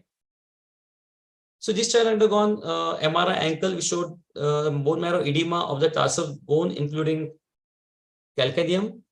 This is a left hip, which showing bone marrow edema just near to the greater trochanter, which may suggest enthesitis. This is the bone marrow edema of the left sacroiliac joint, and there is already some erosions over the left sacroiliac joint. But inflammatory markers were normal, and HLA-B27 PCR was negative. So ERA, most of the children with almost 60 to 70% of the children with ERA will have HLA-B27 association. However, this child was HLA-B27 negative. So we classified this child because he had arthritis and enthesitis. We classified him as a ERA, that is enthesitis-related arthritis. He has undergone tuberculosis screening, and including TB gold test, which was negative. That is for latent tuberculosis. And we put this child on TNF blocker, that is a TNF inhibitor. It's called as adalimumab, 40 milligram to be given subcutaneously every 2 weeks, and he's still on treatment. And also the physiotherapy is an integral part of treatment of ERA. This is an injection adalimumab which is available to be given subcutaneously. And what was the response to biological drug? Within 2 injections, so at the end of the 1 month, the pain completely disappeared from the hip and foot. His clinical examination, the hip, SI joint, and ankle examination was normal. So drastic response to biological drug. So usually those children who has got enthesitis, they will require a biological drug because the DMARDs may not be working well in children having a axial disease or enthesis. So the monitoring is utmost important in children with the ERA as well as juvenile idiopathic arthritis. So we do a scoring system called juvenile spondyloarthritis disease activity index to monitor their disease activity. And then this child, when came, the score was 3, and after the injection adalimumab, it has dropped down to 0.5. More the score, higher the disease activity. Lower the score, disease is going into remission. Moving on to next case, 10-year boy, history of fall 3 months back from the tree. He had a pain of the right knee since then. More recently, he had a swelling and pain of the left knee last 1.5 months and started limping on the left side. You can see both the knees just swollen, synovial hypertrophy, effusion there. There is a restricted range of motion. The investigation revealed iron deficiency anemia, CRP was significantly elevated, and he was HLA-B27 positive. So we classified as an ERA. We classified this child as having an ERA because of arthritis, presence of HLA-B27 serology, and he was a boy more than 6 years of age. So both the knee joint received intra-articular injection, which is a triamcinolone hexaacetylanoate. So if you see previously we use triamcinolone acetylanoate, but this triamcinolone hexaacetylanoate is longer acting drug. So this is which remains for a longer time in the joint, and you can maintain the remission for almost 2 to 3 months. So he received both the knee received intra-articular injection. At the same time, we started sulfasalazine, which is another DMARD being used for treatment of ERA for peripheral arthritis, and slowly the dose was increased to 30 milligram per kg per day. Within 2 months, both the knee joints has gone into remission. However, at the end of the 4 months, the right knee disease flared, and the second intra-articular injection was given in the same joint at the interval of 3 months. At the end of the 8 months, again, both the knee were flared, and here we advised him to go on to biological drug. However, he was not affording. Hence, we started him on JAK inhibitor, which is a small molecule called tablet tofacitinib 5 milligram BD. So it is off-label indication. Tofacitinib has been permitted to use in polyarticular GI, but not in ERA at this moment. And what was the response after starting tofacitinib? So it took 8 months almost to go into remission, clinical as well as laboratory remission. After completion of post remission 12 months, the tofacitinib was tapered and stopped, and the child is off tofacitinib now and maintaining remission for last 7 months. So he's not on any medication, only on physiotherapy, and doing well. So moving on to second last case, case 8, again the female child, history of swelling of the right index finger since last 2 years. At the same time, he had multiple joint pains going on for 1 year. Treated with NSAIDs, naproxen, pain disappeared, but the right swelling of the right second finger is still persistent. Very significant history. The father had history of psoriasis, and you can see the PIP joint of the right second finger is swollen, and on careful search of skin, you can see the eczematous lesion or the both upper eyelid and lower eyelid, and also the pinna, so which was finally documented as psoriasis. So we labeled her as a psoriatic arthritis because she had a psoriasis, she had a dactylitis, that is a involvement of the PIP joint and the surrounding tissue, and there is a history of psoriasis in the family. Her inflammatory markers were normal. Eyes did not show uveitis. She was started on DMARD, methotrexate injection.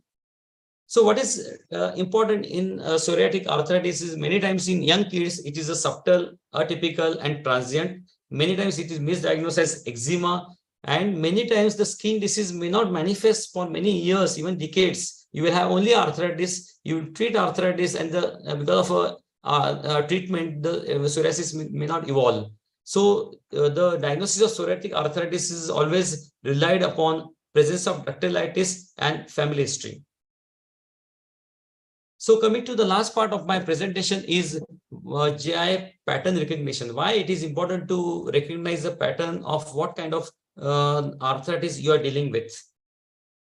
So if you come across young girls with a symmetrical arthritis of the lower limb, more likely to be oligoarticular GI. And if you could document uveitis, it will definitely support your diagnosis of oligoarticular GI. And they are often ANA positive.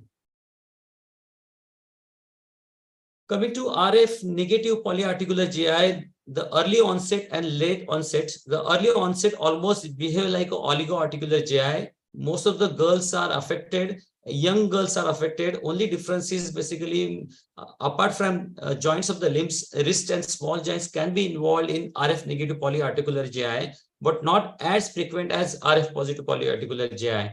Very important unique feature of RF negative polyarticular GI is temporomandibular joint affection, as you see in one of our case, but however that case was RF positive.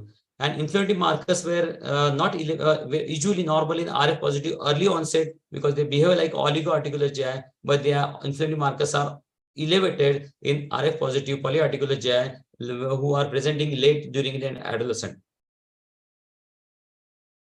RF positive is usually the disease of older children. They present between 9 to 11 years of age. And again, majority of the girls, the ratio of girls to boys is 4:1.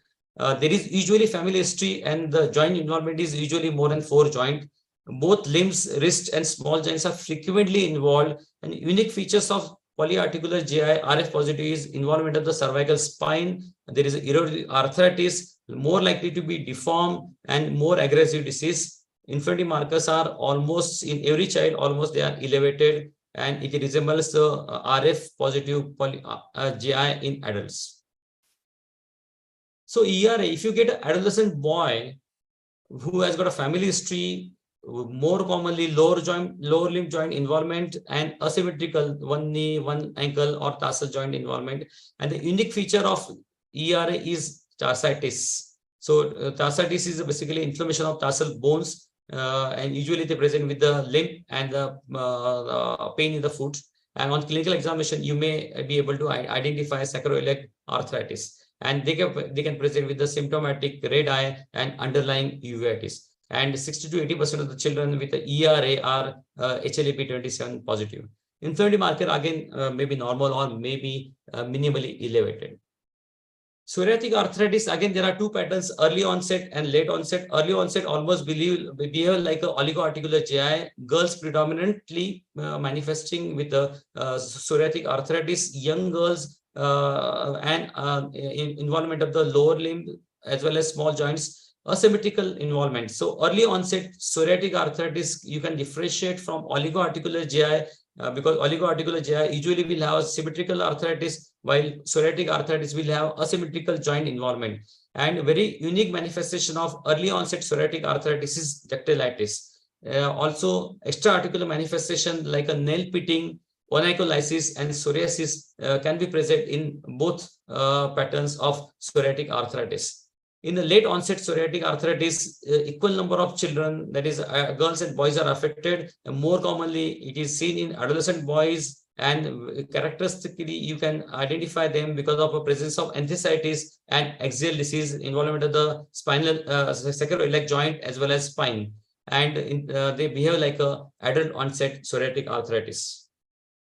So moving on to last part, how you treat, what is the approach for treatment of oligoarthritis? So if you've got a persistent oligoarthritis, that meaning only 4 or less than 4 joints are involved beyond 6 months, then you can treat them with NSAIDs if it is mild disease activity, or you can use intra-articular steroid if the 1 or 2 joints are involved and they can go into remission for a longer time. If there is no response, then definitely switch over to DMARD. The initial choice is methotrexate. Those who have got extended oligoarticular GI presented late or having more than 4 joints after 6 months, directly go on to methotrexate.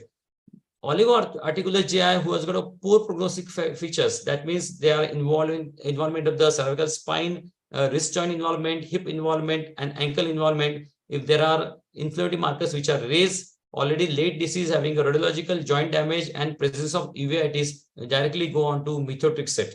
If there is no response within 3 months or there is a disease deterioration, then you can directly switch over to TNF inhibitor, either etanercept or adalimumab or infliximab.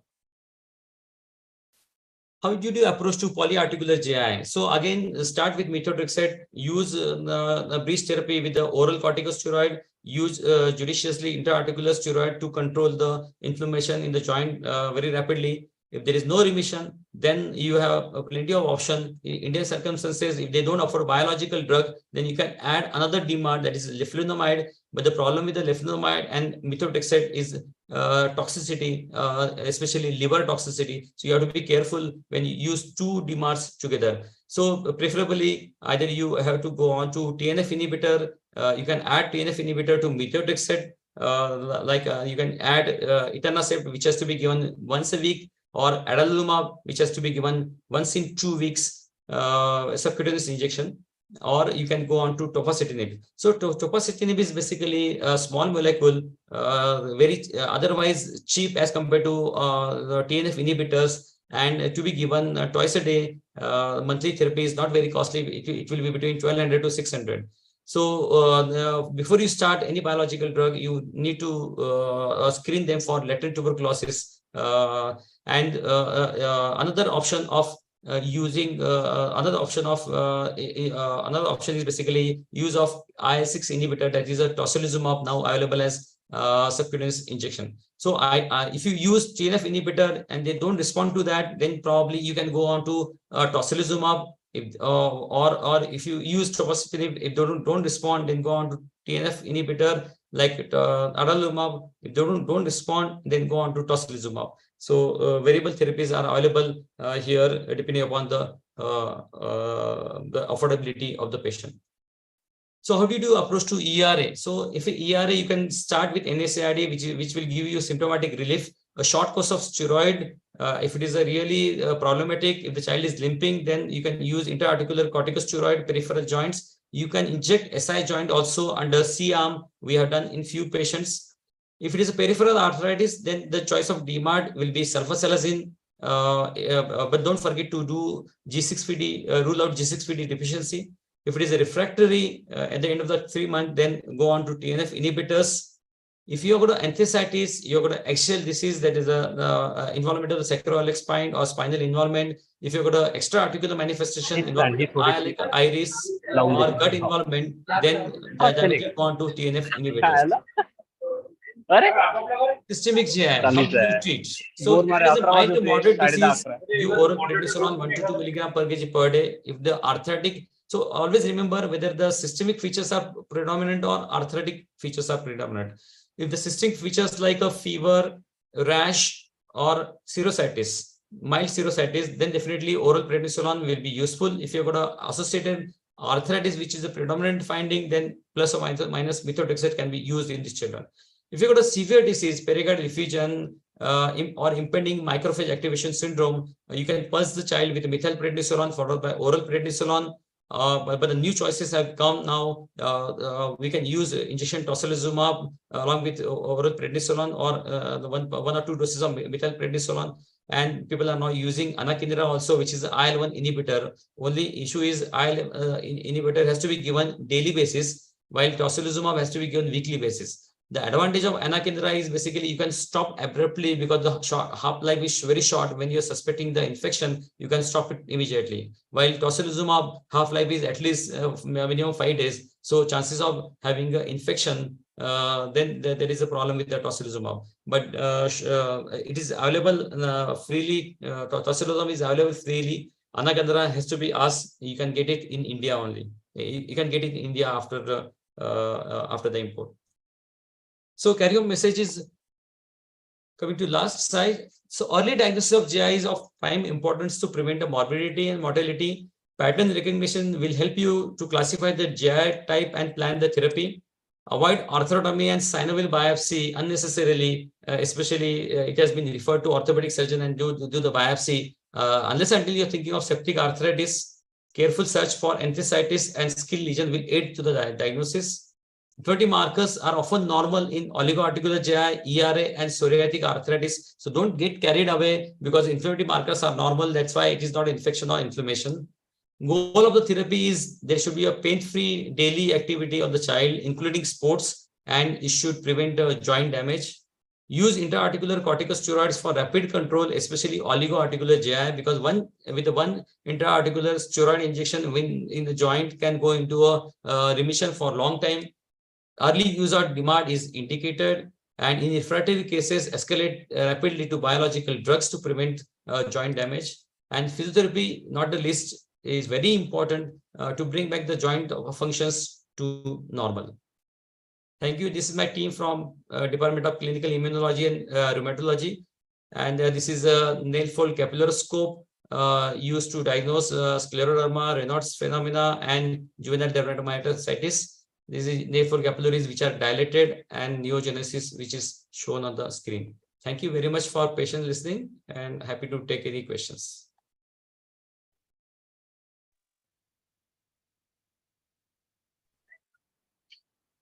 Hello. Yeah. Thank you, Jitendra sir. In chat box right now, there are no questions. Ramakant sir? Yes, Sachin. Sir, you are having some questions in the first session. Yeah. So in the third case, which was there of Dr. Chandrika, Yes. with a suspected cow milk protein allergy in that case.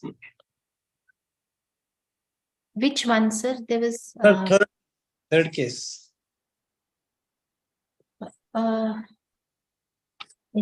can share it and then you can recollect. 1 second. The one celiac disease, they said differential diagnosis celiac disease and others. I think that's periodic fever syndrome. पानी bottle open And whether this colchicine and IVIG will become is a only panacea in all these diseases. Where is it indicated actually? It is being used empirically, colchicine and cimetidine and IVIG. So colchicine is not used empirically. Only if you're suspecting a periodic fever syndrome, then it can be considered. The advantage with colchicine is it is not a very immunosuppressive drug. It is more of an immunomodulatory drug. So even the concern with secondary infection is not very high with colchicine. But it does not work very well in all periodic fever syndromes. For PFAPA, definitely it's a good option if a child has recurrent fever episodes. If, for instance, if some children have once in every 2 to 3 weeks. So in them, we can consider colchicine as a prophylactic medication. IVIG generally we don't use in periodic fever syndromes unless they have an acute episode in which there is overwhelming inflammation and it's hard to treat the inflammation at that point. It's only used as a rescue, that too not always, very rarely. But most of them usually do very well with steroids as a rescue medication. And whether this aphthous, PFAPA, and BASET is a part of single spectrum? It is a part of spectrum. Now, people have studied this extensively to know if some children with periodic fever, if they evolve into Behçet's, a small proportion of them do evolve to develop Behçet's disease later on, but there is no way of knowing who will evolve. And for that reason, we don't suggest testing all children with PFAPA with a HLA-B51 gene, which is what is associated with Behçet's. We don't do that in all children with PFAPA. If at all there are any other symptoms that indicate that they're evolving, progressing towards Behçet's, that is the only time when we look specifically for that gene. But again, this is more of something that is still not completely confirmed. There is a school of thought which believes that PFAPA falls in the spectrum of Behçet's disease.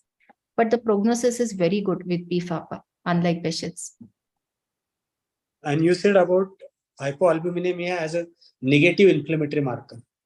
Correct, sir. Yeah. Where we can use it as or suspect as a negative inflammatory marker? Like So with thrombocytosis, we do say about hypoalbuminemia in which cases particularly? So wherever there is overwhelming inflammation, you would see that the albumin levels are normal to low normal. So for instance, the most common condition we see on a day-to-day basis is Kawasaki disease. So even their children, if they have very significant levels of inflammation, the albumin levels start dropping. So that is because albumin is a negative inflammatory marker. So it's not that in isolation you can use albumin as a negative inflammatory marker, but with an elevated CRP, ESR, if you see low albumin levels too, so that indicates that the child has moderate to severe disease activity of whichever underlying autoimmune or autoinflammatory disease you're looking at. And I wanted to ask Jitendra about when you are going to use subcutaneous methotrexate in place of a oral methotrexate as a DMARD. Where will you? So most of the children we give subcutaneous methotrexate only. Oral methotrexate usually we give in slightly older children where there is a good compliance.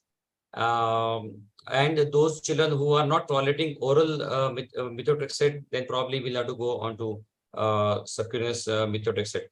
The oral bioavailability is 70% of whatever the dose we give. So that point has to be considered. And if you go on a higher doses beyond 15 milligram, then you have to split the dose into two. Because the absorption will be hampered there if you give more dose beyond 15 milligram. So our practice is to usually start with the subcutaneous methotrexate. Once the disease is inactive, has gone into remission, and we can see the adherence to the therapy and a good compliance, then probably we go to oral methotrexate. So do you give it only standalone, or we give it low dose oral steroids also? No, so in the management of juvenile idiopathic arthritis, so if you see all these demands has got some time to act. So if you take methotrexate, action will start between 4 to 8 weeks, and complete action will be seen by 8 to 12 weeks. To bridge that particular period, you need to use the corticosteroids in a small dose between 0.5 to 1 milligram per kg per day, maybe for a couple of weeks. And then once the disease is under control, then you can start tapering the corticosteroids. So overall, you should not use corticosteroids more than 3 months in all children with a juvenile idiopathic arthritis. So most of our children receive oral corticosteroid for 2 or 3 weeks in a tapering fashion. Can we take a question from chat box? Yes, sir. We have seen. Please, sir, Jitendra sir, please explain the treatment of ankylosing spondylitis. Yeah, so ankylosing spondylitis is one of the type of spondylar arthropathy almost similar to ERA. So ankylosing spondylitis is commonly seen in adults, not in much in children. So there is a more involvement of the sacroiliac joint and spine in adult. So their chance of ankylosis and having a bamboo spine is much more. So you'll have to use biological there more commonly as compared to children with a ERA who has got only arthritis. Nowadays the trend is basically use biological or use tococetinib in this children, adolescent children or adults whose diagnosed as ankylosing spondylitis. Thank you. Chandrika ma'am, for you, why was celiac disease considered as a differential for the patient with repeated respiratory tract infection? I think it's the case of hypergammaglobulinemia. Dr. Sneha wants to. Yeah, so that differential was considered mainly based on history before we had the investigation results back. And that was predominantly a differential for short stature, because initially we thought maybe this child has had only recurrent V's-associated LRTI, because none of the times they grew a positive infection on any of the cultures. So it was purely for short stature that celiac disease was kept as a differential, not for the respiratory tract infection. Okay. Then what test a PID panel must include for you? So we basically include a lymphocyte subset assay, immunoglobulin screen, which is IgA, IgM, IgE, and IgG, and a NBT with DHR as baseline for primary immunodeficiency. And alongside that, we do a HIV for secondary immunodeficiency. So this is the baseline PID panel that we do in children when you suspect a primary immunodeficiency. Now, based on the pathway that you think might be implicated more, you can then decide on further refining these or doing subsequent testing. So like I said, for instance, in a child, if you're thinking that there is a B cell defect, you would, it's worthwhile doing a vaccine response, specific antibodies to vaccine antigens. So that, especially if your immunoglobulin levels are normal, but you still feel that this is something got to do with the B cell pathway, then you can do more refined tests. Now, obviously, with the access to genetics, most of these pathways have become quite hazy, because a lot of times people directly go for a genetic testing rather than spending money on doing multiple other tests. And these tests are not easily accessible. They are, again, they have to be done from a good place where people know how to interpret and do these tests. So in these circumstances, it might just be better to send genetics if you're strongly suspecting an underlying immunodeficiency. So, to this question is that, will we be correct in sending flow cytometry and NGS simultaneously, clinical exome or full exome sequencing? Only merit I find that cytometry will be available in 48 hours for periphery center, and NGS will take at least 2 to 3 weeks, 3 weeks at least to come to the we have. And what exactly we have to see in a lymphocyte subset analysis, or it will be a ready-made answer given to the practicing pediatrician? So coming, first of all, I'll take the lymphocyte subset first. So in that, we look at the T cell, B cell, and the NK cells. So they will give you the reference range to look quantitatively at your T cell, B cell, and NK cell number, because there are some variants of SCID in which you may have B cells and NK cells, but T cells are absent. Or, what we say, T minus B plus NK plus SCID, or T plus B plus NK minus SCID. So many a times you will get an answer regarding the T cell subset when you look at the subset assay. They give you the reference range also. So it is not very hard to interpret. Now coming to genetics, we generally prefer doing NGS, because flow cytometry, you need to, unless you have already a proband in the family who has a known genetic mutation, then it is worthwhile sending in this child asking for that specific mutation.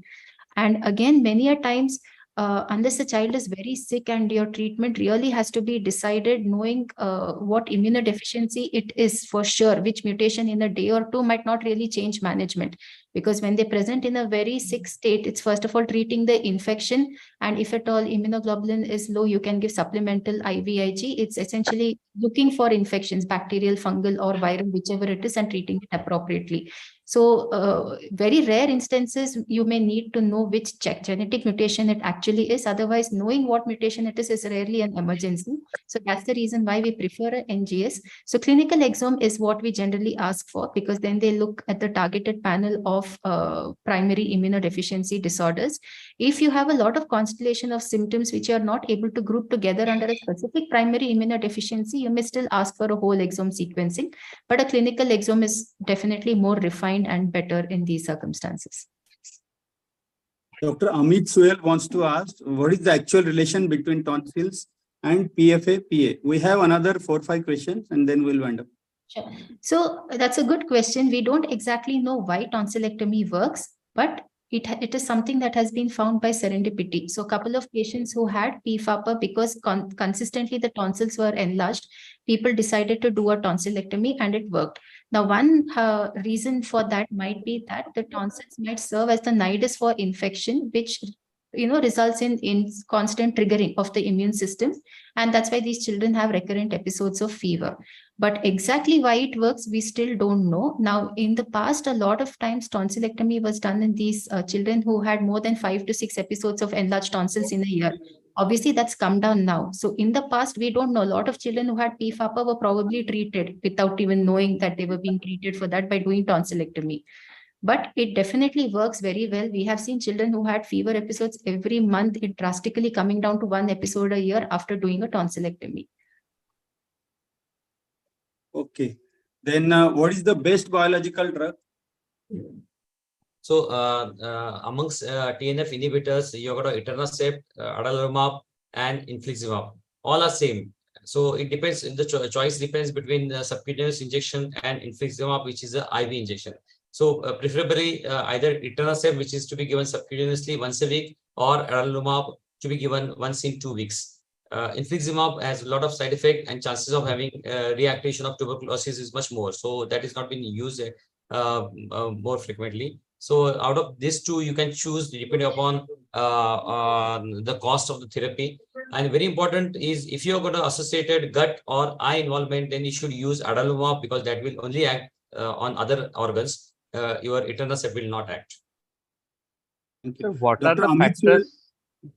What are the factors we decide the duration of methotrexate treatment? So methotrexate treatment usually it depends on the what type of articular GI, is a GI type.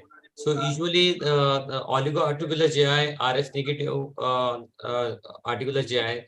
Here what we do is basically we try to maintain the remission for at least 6 months to 12 months. And if there are no risk factors, like I said, on oligoarticular GI, if you've got a cervical spine involved, your hip is involved, then there are poor prognostic factors. So there it is difficult to taper off from methotrexate. So it is not very clearly known, or there are no studies in that way up to how much time you are supposed to give methotrexate. So usually once you maintain the remission for 6 to 12 months in oligoarticular GI or RF negative polyarticular GI with no poor prognostic factors, then you can start tapering methotrexate and monitor the child for disease activity. Okay. Then Dr. S. Srinivasan sir wants to ask, any concession is given by respective government for the treatment with costly biological drugs? At least in Karnataka, we don't have any such treatment option. Of course, in JIPMER, government hospitals and JIPMER, of course, they have, I don't know about other governments, whether they have taken any, because they have become essential now in treatment. In certain conditions like Kawasaki disease, some centers are giving infliximab and IVIG with some concessions. But for chronic arthritis, I'm not too sure yet whether there's any government scheme. You can use biosimilars in that case. You can use biosimilars in that case. Yeah, these are all biosimilar. Everybody uses biosimilar only. Yeah. Sir, another question is, what are the tests should we do in the case of EB virus infection syndromes? Chandrika ma'am? I'm not an infection specialist, so I think if any ID person wants to take that up, I'm happy for them to answer that question. The best test will be EBV, VCA, IgM, and IgG. Epstein-Barr virus. That is for diagnosis. EBV, VCA. This will be a good screening test and fairly related. Otherwise, we can use the PCR test, multiplex PCR for EBV. But EBV, VCA is a very good test, and it is very sensitive also, specific also. Right now, no, not a single question is there in chat box which we are left.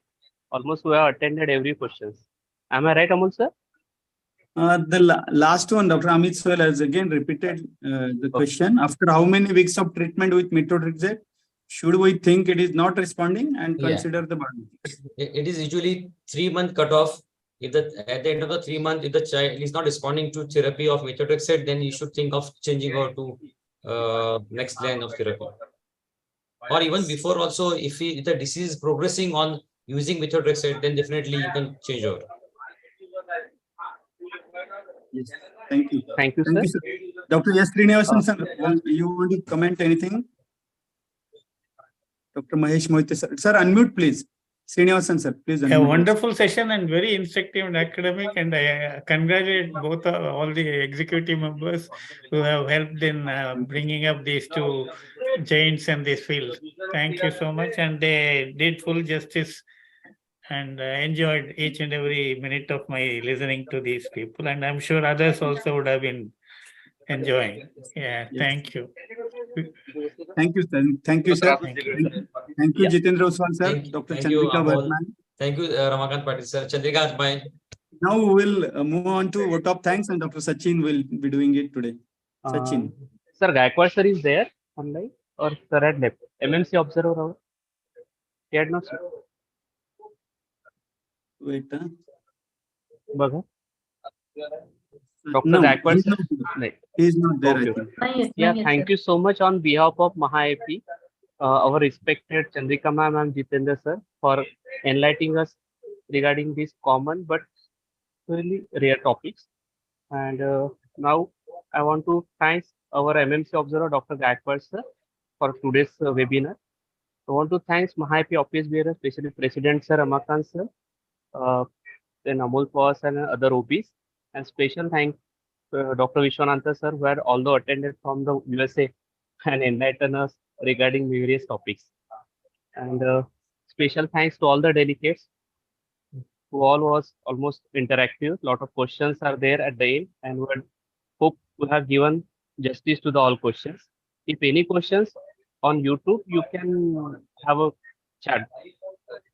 Again, we can have our answers from the respected speakers also. So once at last, again, thank you everyone for being with us on this MAHAIP platform. So good night, sir. Good night, all of you. Yeah, Thank good night. you. Thank you. Good night. Madam, meeting end kara. Meeting stop. Hey.